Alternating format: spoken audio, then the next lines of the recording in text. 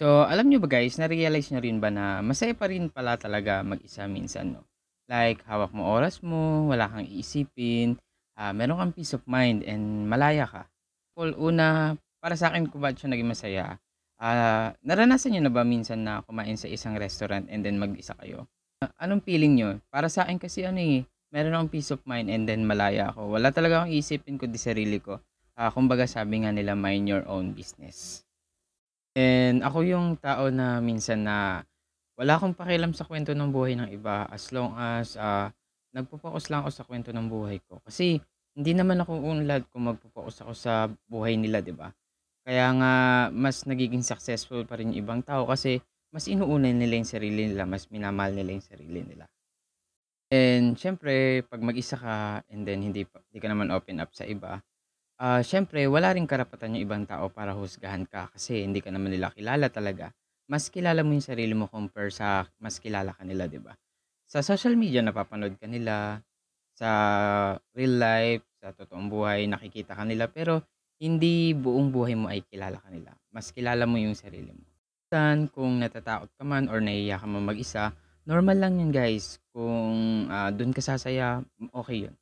Kung nakikita niyo sa video ko mag-isa lang ako, masaya ako dun kasi, ah, wala akong iisipin talaga, malaya ako and then gusto ko lang, mahalin yung sarili ko, i-enjoy yung sarili ko, igala yung sarili ko. Ayun yun, dun nagiging masaya yung sarili ko 'pag ginagawa ko yung mga bagay na yun.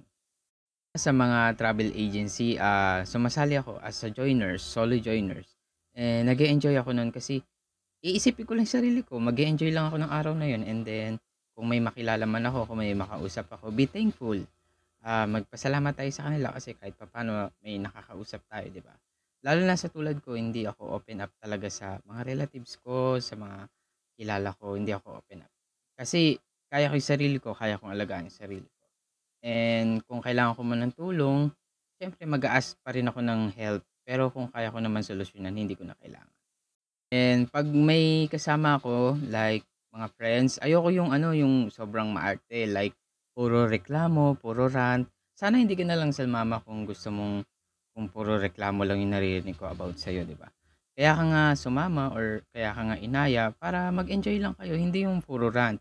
Kung gusto mo magsalita or kung gusto mo mag-share, pwede kang mag-open up para alam din ng kasama mo or kaibigan mo na ayun yung gusto mo, para alam din nila, aware din sila, 'di ba? And 'pag mag-isa ka lang kung gusto mo may makausap, mas, dinadaan mo na lang talaga na mag-isa as in talagang gusto mong mapag-isa, like gusto mong mapag-isip mag-isa, gano'n, mga ganyan. Di ko alam pero may tinatawag sila dun na introvert kung tawagin, na mas gusto nila laging mag-isa as long as na kaya nilang, sustentuhan yung sarili nila, enjoy yung sarili nila, igala yung sarili nila, walang problema yun guys.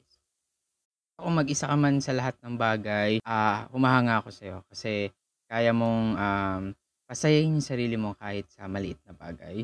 And sobrang proud ako sa mga gano'ng tao na talagang, pino-pursue nila yung sarili nila na palakasin yung loob nila. Lalo na meron akong kilala or meron akong kaibigan, meron pa nga akong pinsan na talagang wala na siyang parents, talagang solo solo na lang siya sa buhay and then nakikita ko sa kanya and tuwang-tuwa ako sa kanya kasi ine-enjoy niya yung sarili niyang buhay, ginagala niya yung sarili niya, and masaya ako kasi talagang di niya pinapabayaan yung sarili niya at naalagaan niya na mabuti yung sarili niya. So, ayun lang sa mga taong takot mag-isa, walang problema yan.